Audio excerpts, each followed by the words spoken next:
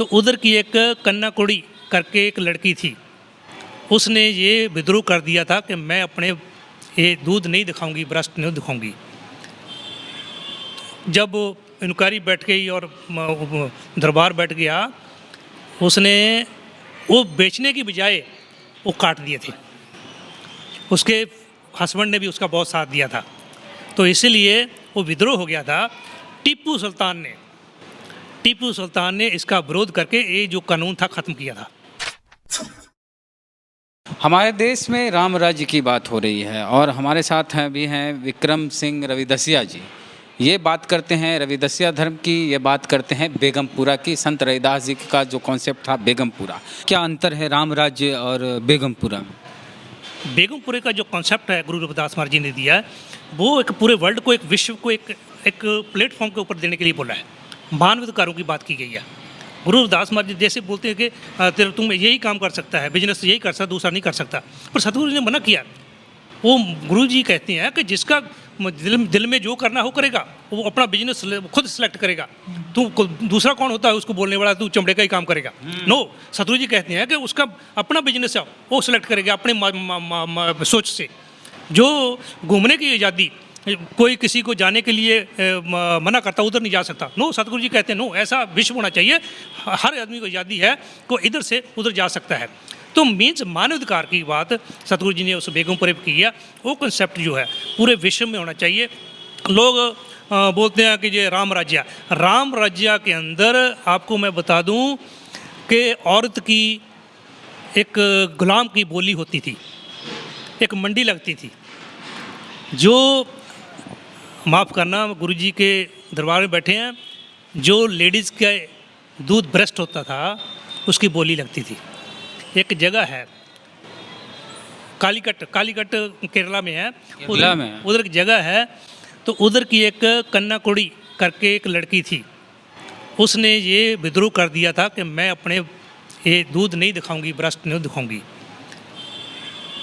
जब इंक्वायरी बैठ गई और दरबार बैठ गया, उसने वो बेचने की बजाय वो काट दिए थे। उसके हस्बैंड ने भी उसका बहुत साथ दिया था, तो इसीलिए वो विद्रोह हो गया था। टीपू सुल्तान ने इसका विरोध करके ये जो कानून था ख़त्म किया था। तो इसलिए जो राम राज्य की बात करते हैं, तो जो हमारा एक संत था उस टाइम, जिसका नाम था, मैं बता दूं, उनको भी मना किया था ये भगवान का नाम लेने के लिए। तो राम ने ही शुरे से, जो नाइफ से उसका कत्ल किया था, शंभुक ऋषि शंभुक को, ठीक है, तपस्या करे। हाँ जी। तो कहने का मतलब हमको रोका गया पहले से ही। तो राम राज्य के बीच भी वो सारा कुछ हो रहा था। ऐसा राम राज्य नहीं चाहिए हमको। मेरा गुरु का बेगमपुरा चाहिए, जो हर इंसान को एक अधिकार देता है, जीने का अधिकार देता है। तो ऐसा गुरु के शब्द गुरु के साथ जोड़ना चाहिए, विचारधारा के साथ जोड़ना चाहिए, ताकि आपको समझ आ सके कि मेरा अपना कौन है, मेरा पराया कौन है। जो स्तन वाली बात महिलाओं की जो है, वो राम राज्य में भी चल रहा था या बाद में शुरू हुआ? क्या चीज़? केरला वाला जो, हाँ, वो राम राज्य से ही चल रहा था। राम राज्य से चलता आया। टीपू सुल्तान जब आया, उसने ख़त्म किया था ये कानून, उसने ख़त्म किया। और भी बहुत कानून थे जिसको अभी वो तो किसी की जीभा काट दी जाती थी। बेगमपुरा के बारे में बताएं। हाँ, बेगमपुरा ये है कि आपको घूमने की, पढ़ने की, खाने की, बिजनेस की, हर चीज़ की आज़ादी, जो एक इंसान को जीने का हक होना चाहिए, उस बेगमपुरे के अंदर सतगुरु जी के बोलते हैं मिलना चाहिए। जब सारे इंसान एक दूसरा मिल जाएंगे, प्यार से रहेंगे, तो सारे किसी के पास में कोई दुख या तकलीफ़ नहीं रहेगा, गम नहीं रहेगा। तो जब गम नहीं रहेगा, तो फिर वो जो विश्व है एक बहुत ही खुशी से ज़िंदगी व्यतीत करेगा उस बेगमपुरे के अंदर। तो संसार का हर प्राणी जब खुशी महसूस करेगा उसके अंदर, तो सतगुरु जी कहते हैं फिर मुझे प्रसन्नता होगी, खुशी होगी, सारा संसार खुश रहेगा, कोई लड़ाई झगड़ा नहीं रहेगा। ऐसे विश्व की रचना उन्होंने बेगमपुरे की।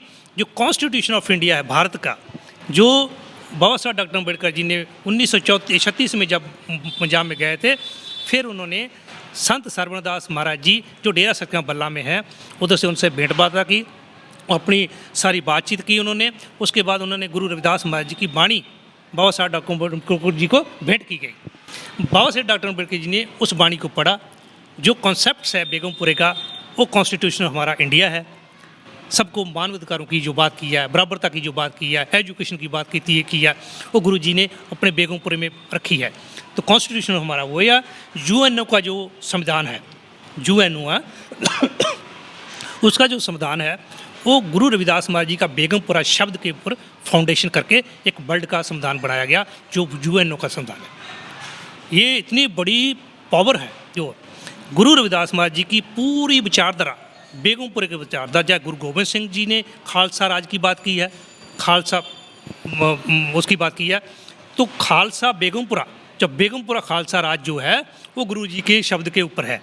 जो मार्क्स और लेनिन की भी विचारधारा कही जाती है। या लेनिन एंड कार्ल मार्क्स वो बाद में आए हैं सतगुरु जी, लेकिन विचारधारा बहुत बढ़िया। अभी देखो अमेरिका का जो राष्ट्रपति था अब्राहम लिंकन, अभी अब्राहम लिंकन जो एक कॉबलर फैमिली का था, वो कॉबलर फैमिली से था, मोची हाँ। तो अभी वो उसकी जो विचारधारा जो लिया उसने, भारत में बेगमपुरे का कंसेप्ट जब आना चाहिए लेकिन विरोध होता है बेगमपुरे का। रविदासिया धर्म बेगमपुरे का कंसेप्ट लेके चल रहा है पूरे विश्व तक, लेकिन कुछ समाज के लोग जो एंटी इंसानियत के लोग हैं वो बेगमपुरा भारत में नहीं आना दे रहे। बाकी कंट्रियों में बेगमपुरे की विचारधारा चलती है, लेकिन भारत में नहीं चलने दे रहे, क्योंकि ये वो एक ही जाति जो है, एक ही समाज वही चाहता है कि मैं सबसे ऊपर रहूं, दूसरा उसको मेरे बराबर ना चढ़ जाए।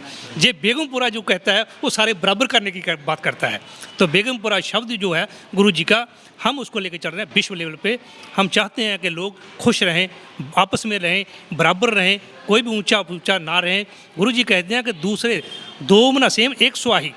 गुरु जी कहते हैं कि दूसरा तीसरा इंसान का दर्जा नहीं, एक ही इंसान दर्जे होने चाहिए ना। हाँ, ना ही किसी को ये जो चुंगी कर होता है ना, ये चुंगी देनी पड़ती है, वो भी नहीं देना पड़े, टैक्स भी ना देना पड़े। गुरु रविदास महाराज जी ऐसा एक विश्व होना चाहिए, ऐसा बेगमपुरे विश्व होना चाहिए।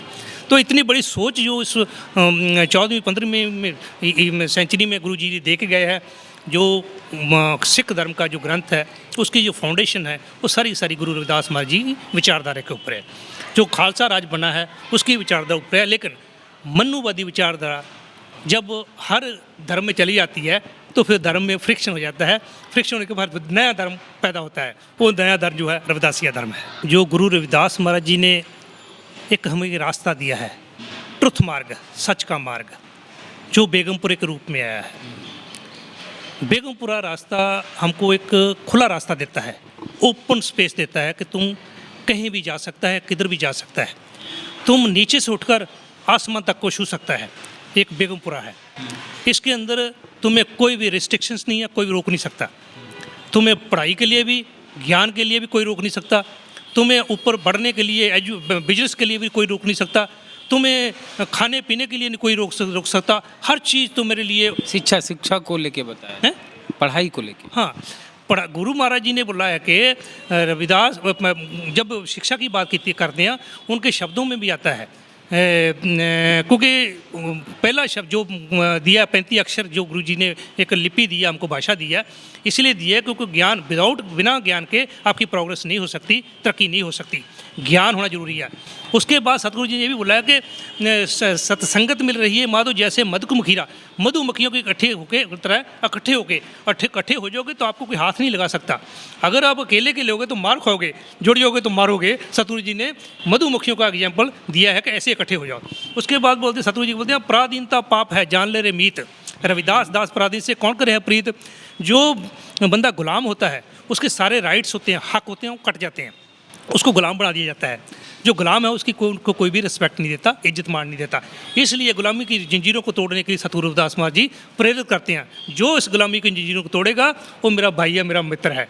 तो सतगुरु जी ने ये बातें जो बोली है, क्योंकि ज्ञान की बात, एजुकेशन की बात, या यूनिटी की बात, जहाँ अपने हकों की लड़ाई बात, वही तो फंडामेंटल्स जो बाबा साहब डॉक्टर अम्बेडकर की हैं, वो जो वाणी पढ़ के सारा कुछ उनके पास में आया।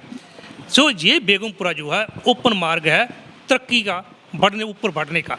प्रोग्रेस करने का। लेकिन उसके अगेंस्ट हम जब राम राज्य की बात करेंगे तो सीधा ज्ञान में एक बैरियर है, ज्ञान लेने में रुकावट है, आगे बढ़ने में रुकावट है। किसी भी जाति का कोई इंसान ना ज्ञान ले सकता है, ना आगे बढ़ सकता है, ना किसी से ढंग से खा सकता है, अपने ढंग से कपड़ा नहीं पहन सकता। तो ये जो राम राज्य है उसके बीच आदमी कभी भी प्रोग्रेस नहीं कर सकता, ज्ञान नहीं ले सकता। इसलिए हम चाहते हैं बेगमपुरा जो गुरु रविदास महाराज जी ने दिया है, अगर जिसके पास बेगमपुरा, जो बेगमपुरा वासी बन जाएगा वो एकदम फ्रीडम आदमी हो जाएगा। जो राम राज्य में चल जाएगा वो एकदम गुलाम बन जाएगा। जो जैसे पहले गुलामी थी अभी भी गुलाम बन जाएगा। राम राज्य हमको नहीं चाहिए, हमको बेगमपुरा चाहिए। जय गुरुदेव, धन गुरुदेव जी। तो विक्रम सिंह रविदसिया जी बताएं आपको कि राम राज्य और बेगमपुरा के कॉन्सेप्ट में क्या अंतर, आपको क्या पसंद है बताइएगा ज़रूर। खास करके शूद्रों की ही बात नहीं की, महिलाओं के लिए भी ये बोले हैं, आज़ादी की जो बात हुई है। देखिए एक और मैं बताना चाहता हूँ कि ये सती प्रथा है।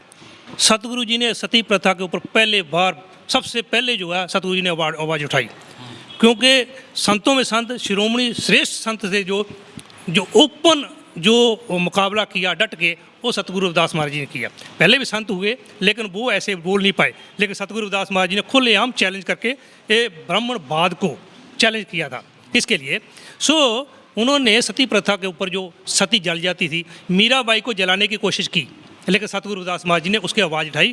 भाई इसका क्या दोष है, इस लेडीज़ का दुख क्या दोष है ना, इस लेडीज़ को क्यों जला रहे हो, क्या बोलते हैं, इस इतने जन्म संतों महात्माओं को जन्म दिया, राजा महाराजों को जन्म दिया, इस लेडीज़ को क्या तुम जलाते हो। तो ये सती प्रथा के ऊपर भी विरोध किया। सतगुरु रविदास महाराज जी ने जितना हक एक आदमी के लिए था उतना ही हक जो है वो बेगमपुरे के बीच स्त्री को भी दिए, हर इंसान को दिया बराबरता करने के लिए। तो इसीलिए सतगुरु रविदास महाराज जी ने किसी भी के साथ भेदभाव नहीं किया, हर मानव को अपने साथ में रखा, मानव को बराबरता का हक दिया, मानव को खाने का हक दिया। हर चीज़ जो है उस बेगमपुरे के बीच जब होती है तो समझ लो कि इंसान प्रसन्न होता है। गुरु रविदास महाराज जी होंगे प्रसन्न। चलिए, तो बेगमपुरा रामराज के कॉन्सेप्ट में अंतर पता चल गया। आपको क्या पसंद है बताइएगा कमेंट बॉक्स में, और चैनल को सब्सक्राइब नहीं किए तो घंटी बजा के सब्सक्राइब कीजिएगा, और फेसबुक वीडियो देख रहे हैं पेज को लाइक फॉलो नहीं किए तो कर लीजिए, और वीडियो पसंद आया तो शेयर कीजिए। चलते हैं, सफ़र जारी है। जय भीम, जय रविदास, जय भारत।